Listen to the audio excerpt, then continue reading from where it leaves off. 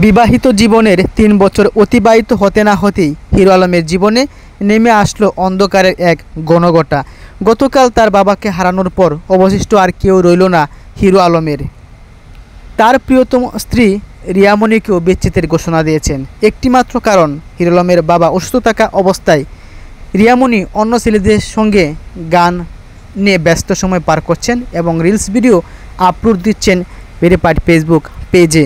কিন্তু হিরো আলমের বাবার পাশে শেষ সময়েও দেখা যায় না তার প্রিয়তমা স্ত্রী রিয়াকে।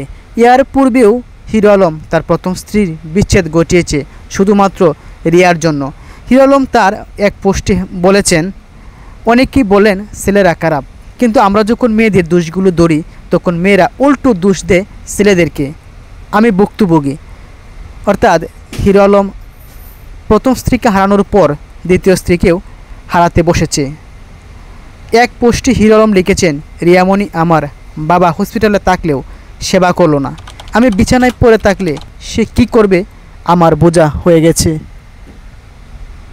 আরেক পোস্টে লিখেছেন, মেয়েরা ছেলেদের একটা দোষ দেয়, ছেলেদের চরিত্র খারাপ, তাদের চরিত্র ধরা পড়লে উল্টো আমাদের উপর দোষ দিয়ে বলবে আমরা খারাপ।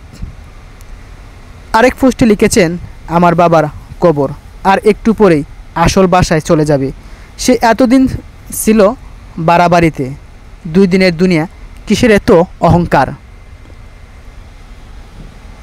আরেক পোস্টে হিরো আলম ছেলেদের উদ্দেশ্য বলেছেন, আমরা অনেক ছেলেরাই আছি বউ পাগল, বউকে পেলে অন্য কিছু ভুলে যাই। একটা কথা মনে রাখতে হবে, মা বাবা 10 মাস 10 দিন গর্ভে ধারণ করেননি, বরং গর্ভে ধারণ করার পরও আমাদের ছোটো থেকে মানুষ করেছে। এমন বউ দরকার নেই মা বাবার সুখের জন্য 10টা বিয়ে করব প্রয়োজনে।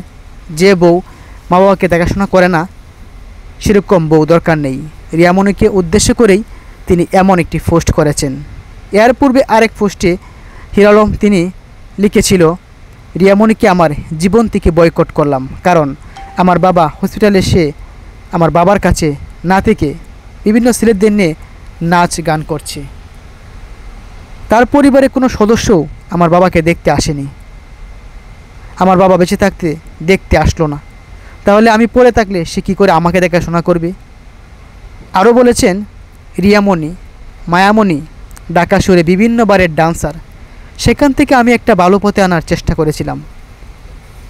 খুব শীঘ্রই মায়ামণি রিয়া খুব তাড়াতাড়ি তারা যে কেমন প্রকৃতির তা আপনারা বুঝতে পারবেন। অর্থাৎ রিয়ামণির বোনকেও তিনি চাঞ্চল্যকর তথ্য তুলে ধরেছেন, রিয়ামণির বোনের প্রসঙ্গেও। অবশেষে আজ নিজ গ্রামেই চিরনিদ্রা শায়িত হয়েছেন হিরো আলম। ভক্তরা বলেছেন, হিরো আলম যেন ধৈর্য ধারণ করতে পারেন। মানুষ মরণশীল, এ নশ্বর পৃথিবীতে মানুষ আজীবন বেঁচে থাকে না।